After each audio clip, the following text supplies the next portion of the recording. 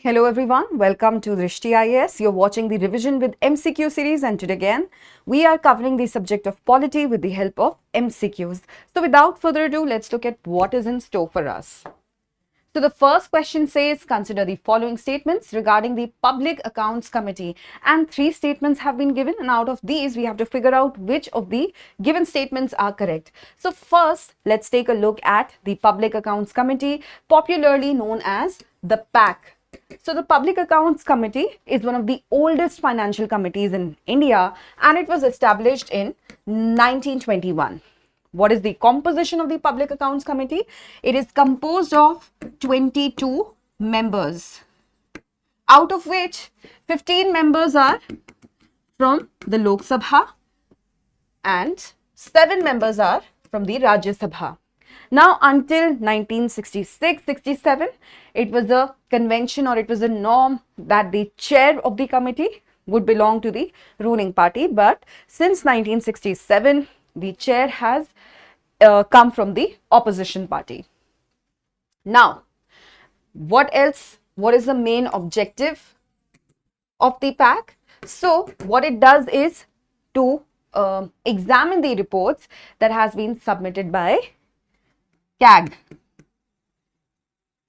And what reports does CAG submit? So it is about the various expenditures of the union government of India, as well as certain autonomous and semi-autonomous corporations.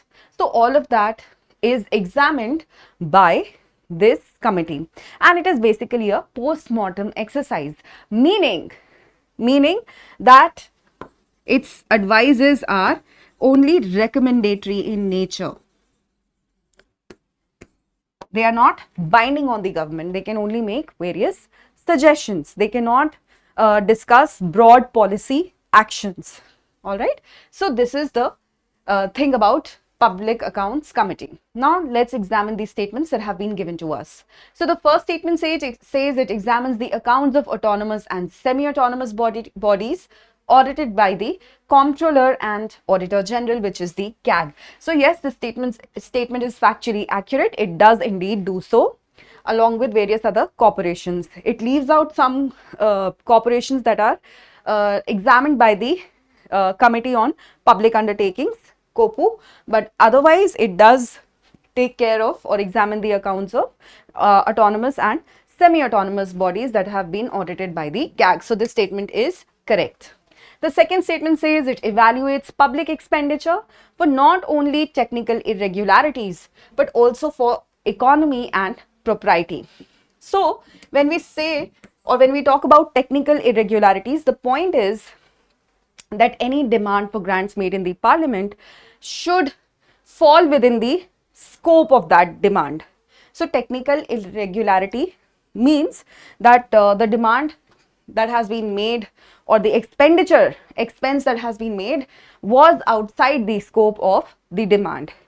So this, of course, the PAC evaluates. However, other than this, the PAC also evaluates whether the money was spent wisely, faithfully, and economically. When we talk about economically and wisely and faithfully, this is known as the propriety. So, other than the technical issues, it also checks for economy and propriety. So again, this statement is also correct.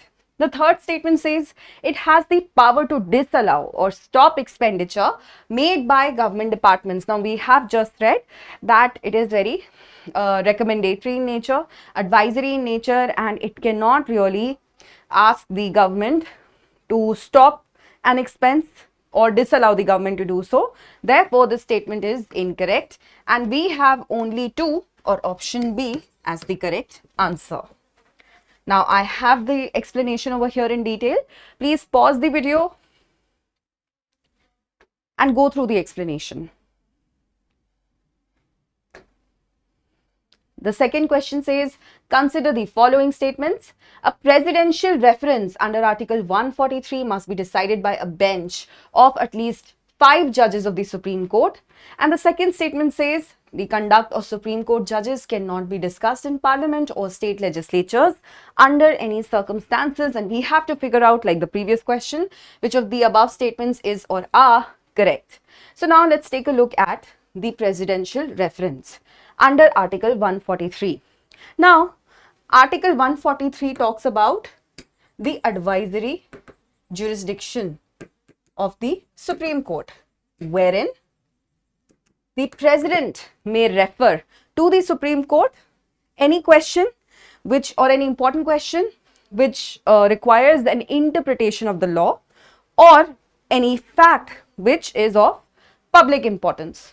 So that falls under the advisory jurisdiction, and this is also known as the presidential reference, because presidential refers the question of law which requires interpretation as to constitution or a fact of public importance to the Supreme Court.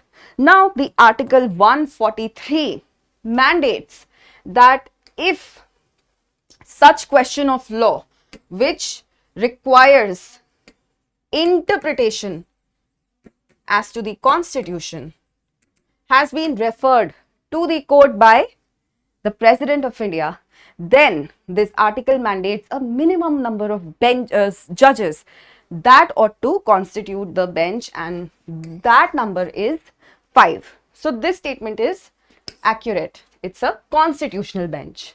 The second statement says the conduct of Supreme Court judges cannot be discussed in Parliament or state legislatures under any circumstances. Now, here again, it is correct that the conduct of Supreme Court judges cannot be discussed in Parliament. Why is it important? To ensure the independence of the judiciary. Now, here is the catch. There is one instance where the conduct of judges can be discussed only in Parliament and not in state legislatures even then, and that is when a motion of impeachment of a judge is under consideration. In that case, their behavior can be, or their conduct can be, discussed in the Parliament. The second statement is incorrect, and therefore we have option A or 1 only as the correct answer. Here, please take a look. Question 3. Consider the following statements regarding parliamentary privileges. Now, before we look at these statements and figure out which of the above statements is or are correct, let's first understand what is meant by parliamentary privileges. So, parliamentary privileges are basically rights, immunities, and entitlement. Rights, immunities, and entitlements that are provided to both houses of the Parliament, their committees, as well as their members. Now, these parliamentary privileges can be individual or they can be collective. Individual privileges involve what? They involve, let's say, for example, freedom of expression, freedom of speech in the house. Whereas, when we talk about collective privileges, we are talking about holding, let's say, secret seatings, confidential seatings in the house. So, with this background in mind, let's take a look.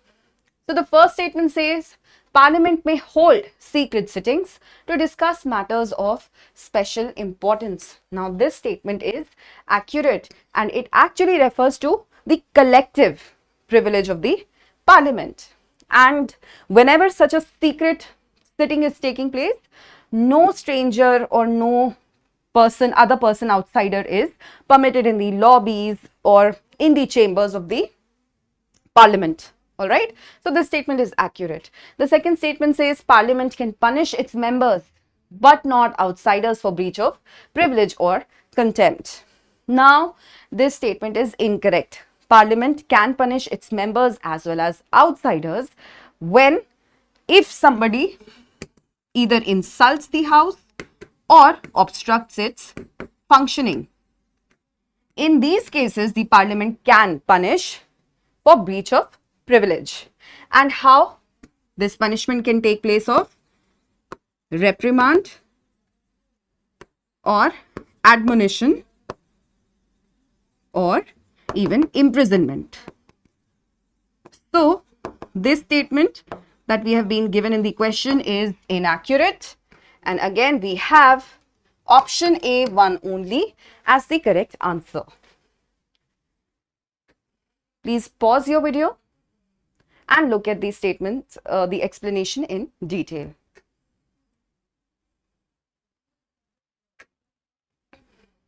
Now, the 5-year term of the House of the People is counted from the date of its, and 4 options are given.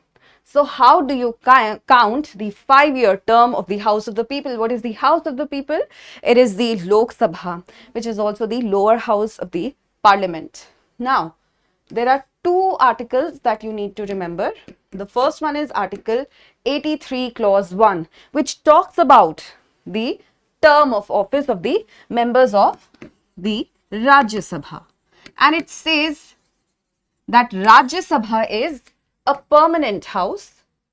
It is a permanent house, and so it cannot be dissolved. However, we know that every 2 years, 1/3 of its members retire, right? So, there's clause 2 of the same article 83, which talks about the House of the People or the Lok Sabha, and it says that it will be counted, the Lok Sabha will remain for a duration of 5 years from its first meeting. So, from the date that is fixed for its first meeting.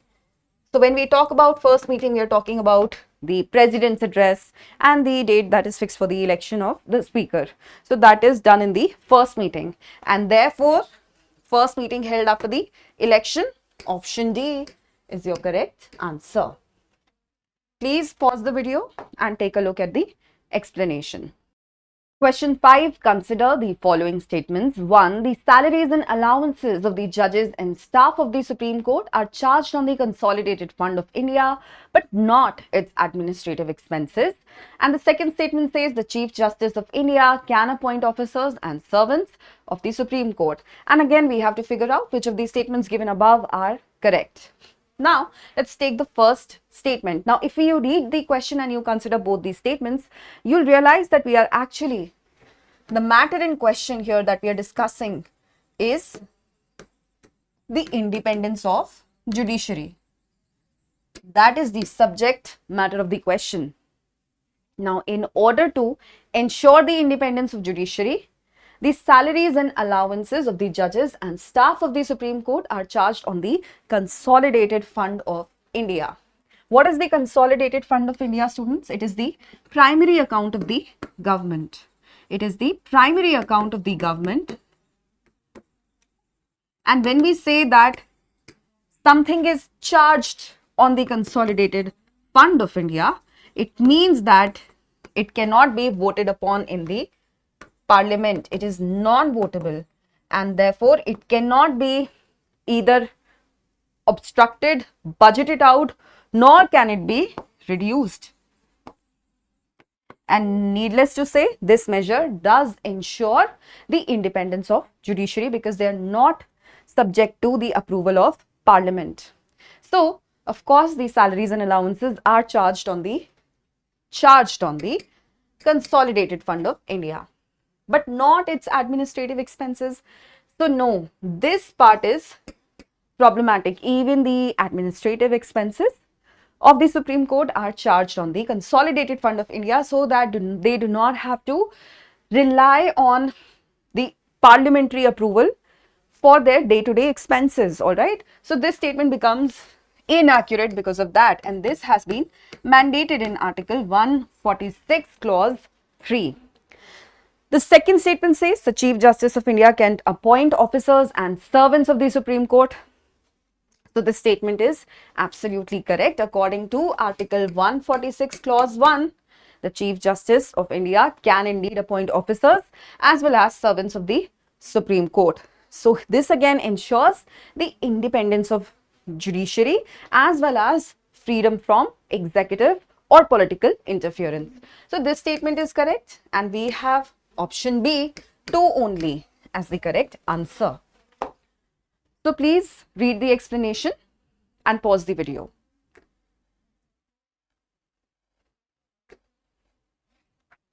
Question 6 says, consider the following statements regarding special leave to appeal under Article 136. Now, what is special leave to appeal? It is also known as special leave petition under Article 136. Now, it is basically a special kind of leave that is granted by the Supreme Court to someone so that they can appeal from any matter and they can appeal from any judgment, sentence, decree, order of the courts or tribunals. So you can see that it is very wide. It is basically a special permission, special leave that is granted for appeal against any judgment or sentence or decree or order by any of the courts or tribunals in India. So you can look at the wide scope. It covers all over India, but also covers various kinds of orders and judgments. And the thing that needs to be kept in mind is that this is discretionary, which means it is dependent on the discretion of the Supreme Court. The Supreme Court may allow it or may not allow it. The Supreme Court may allow it if the Supreme Court feels that a gross injustice has been carried out, or if there is a matter of or a question of law of public importance. In that case, the Supreme Court may grant the special leave petition. Like other appeals, they are a matter of right. So this is a matter of privilege. It is not a right. It is discretion based. Then with this background, let's try and take a look at it. So first statement says the Supreme Court may grant special leave to appeal only in cases involving a substantial question of constitutional law. Now, had it just been in cases involving a substantial question of constitutional law, this statement would have been correct. But since we have noticed the word only here, we will have to mark it as inaccurate. The reason being, the case could be even a matter of gross injustice. So while a substantial law of constitutional importance is absolutely crucial, yet it is not the only ground for the Supreme Court to grant a special leave. Hence, the statement becomes inaccurate. The second statement says special leave to appeal may be granted against the judgment of any court or tribunal, including military courts. So, military courts are actually the exception to this rule. So we saw that this is a very wide-ranging power. It includes all kinds of orders and judgments. It includes all kinds of courts and tribunals, including high court orders as well, any tribunal as well, right? It also includes, let's say, technical matters like, say, tax, labor, all of this. However, it excludes any judgments, orders, decrees, or any law that is related to military courts. So court martials are excluded. All right. So military courts are actually excluded from this, and therefore this statement is also inaccurate. And we have option D as the correct answer. Please pause the video and take a look at the explanation. Question 7. Consider the following statements. The Chief Justice of India can transfer a High Court judge after consulting the President. And second, the transfer of a High Court judge can be challenged in court, but only by the judge who is transferred. Now, we are referring over here to Article 222. wherein we are talking about the transferring of a High Court judge. Now, as per Article 222 and as per the interpretation of various cases, we know that the President of India can actually transfer any judge of the High Court after consulting the Chief Justice of India. All right. So here we can see that the wording has been reversed and therefore the statement is inaccurate. You see here they have reversed the wordings and they have written that the Chief Justice of India can transfer a High Court judge. No, it is actually the other way around. The President transfers the executive order. The executive power ultimately lies in the hands of the President, and in consultation with the CJI, the President can transfer a High Court judge. Now, in the second and the third judge's case, it was decided that the Chief Justice's opinion would be binding, but a collegium would have to be constituted, which would consist of the Chief Justice and 4 other senior judges, and along with the judge from the Chief Justice of the High Court, from where the judge is being transferred, along with the Chief Justice of the High Court to which the judge is being transferred. Further, it was also decided that it should be strictly avoided as a punitive measure. Punitive meaning punishing measure. So, it should be undertaken not as a punitive measure, but rather in public interest. So, in the interest of the citizens, transfers must take place instead of as a punishment. Now, it would also be under judicial review. So, judicial review is also permitted. But what is the catch? Only if there is a discrepancy in the consultative process. So, if the consultative process has not been followed, then only the judicial review can be filed. Otherwise not. And who can file it? The judge in question. The concerned judge alone can do so. Alright.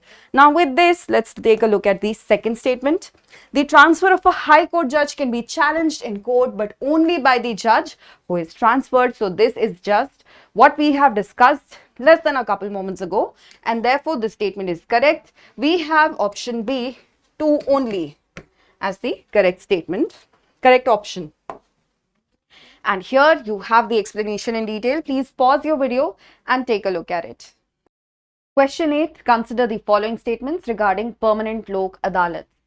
Now, what are permanent Lok adalats? So, Lok adalats basically, and more so permanent Lok adalats, or let's call them PLA in short, are what, students? It is a pre-litigative mechanism. A pre-litigative mechanism to, let's say, address disputes regarding public utility services. What are public utility services? Services like your water, electricity, transport, all these constitute public utility services. And permanent Lok adalats or PLAs deal with the pre-litigative stages. All right.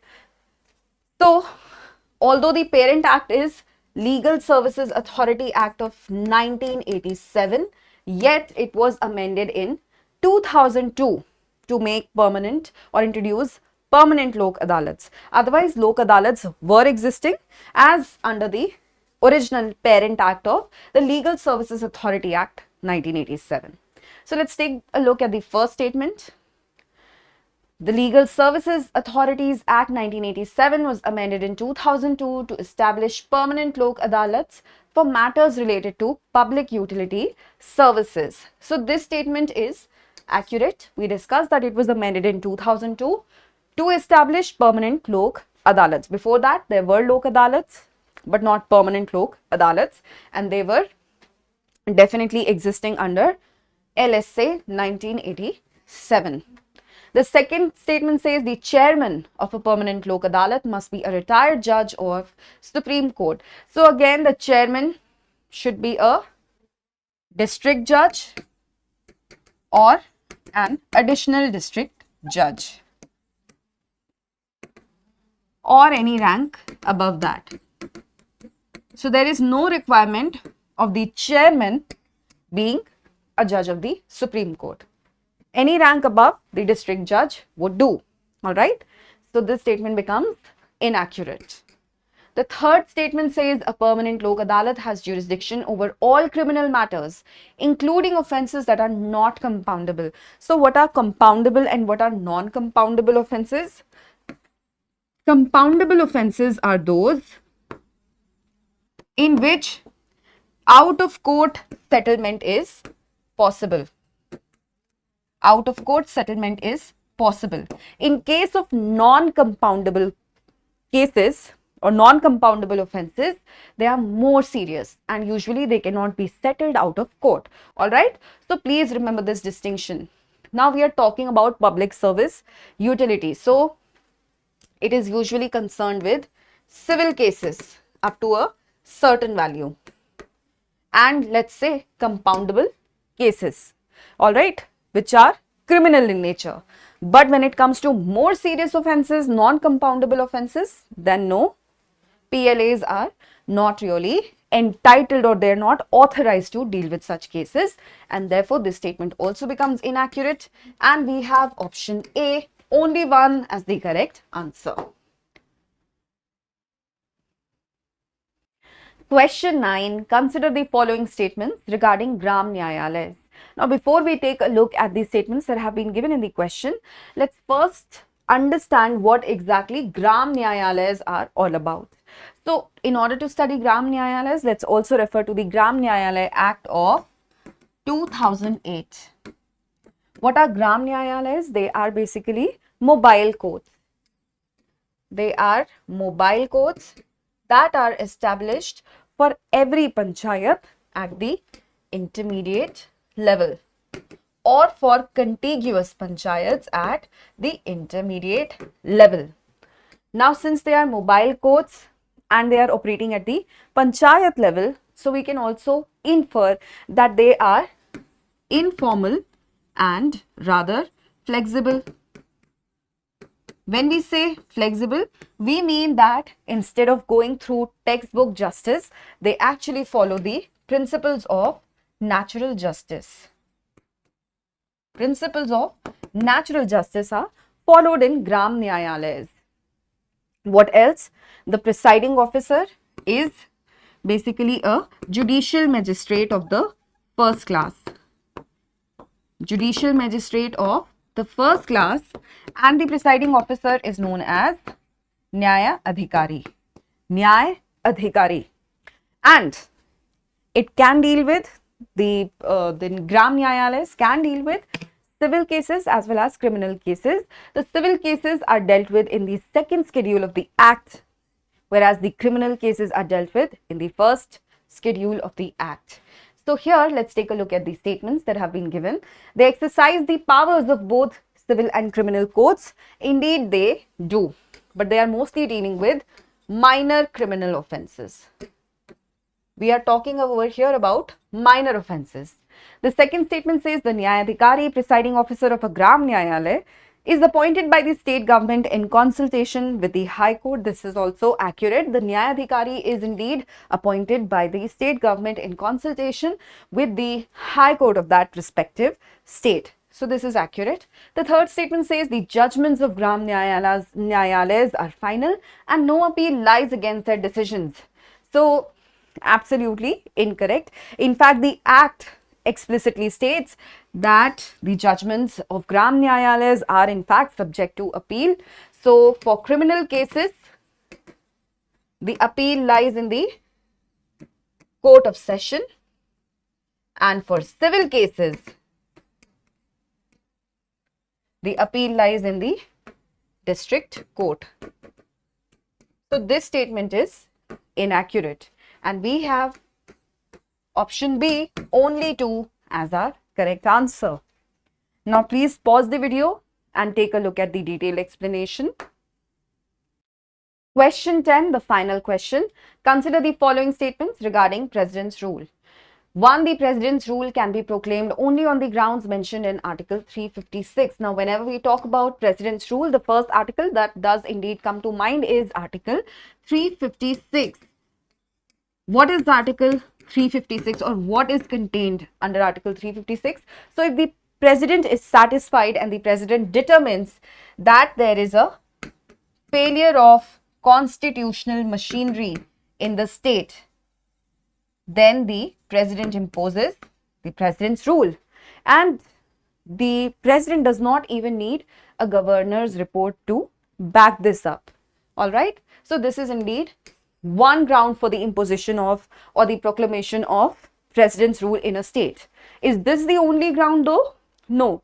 So there is another related article, which is Article 365. And under this article, if the president is so satisfied or if the president so determines that the concerned state is unable to carry out or give effect to directions from the center, in that case also president's rule may be imposed. All right, so these are the two grounds. However, your first statement of the question mentions only Article 356 and therefore the statement is inaccurate. The second statement says a proclamation of the president's rule must be approved by both houses of the parliament within 2 months from the date of its issue. Now, whenever president's rule is imposed, it is actually an extraordinary situation. It is not the norm, but rather the exception to the rule. So, nonetheless, since it involves a shift in the federal structure, therefore, both houses of the parliament have to be involved and it requires approval from both houses within 2 months of its issue. Now, the president's rule can actually extend up to a maximum period of 3 years and it can do so 6 months at a time. 6 months at a time up to a maximum period of 3 years, and of course it requires the parliament's approval every 6 months. So you extend it for 6 months but take parliament's approval, and therefore we have option B, 2 only, as the correct answer. Now this is the detailed explanation. Please pause the video and read it. We also need to remember this landmark judgment, the S.R. Bommai versus the Union of India, where the Supreme Court held that the president's rule under Article 356 is subject to judicial review. So this is something very important. It's given in all the major books. Please take a note of it. And finally, I've brought to you a practice question. Kindly again pause your video, take a moment, try and attempt the question. And do send me your answers in the comments section. If you found today's video fruitful, useful, please do let me know in the comments. Do send me the answers in the comments. Hit the like, share and subscribe button. Thanks for watching. For more informative content, like, share and subscribe. And do not forget to press the bell icon to get the notifications.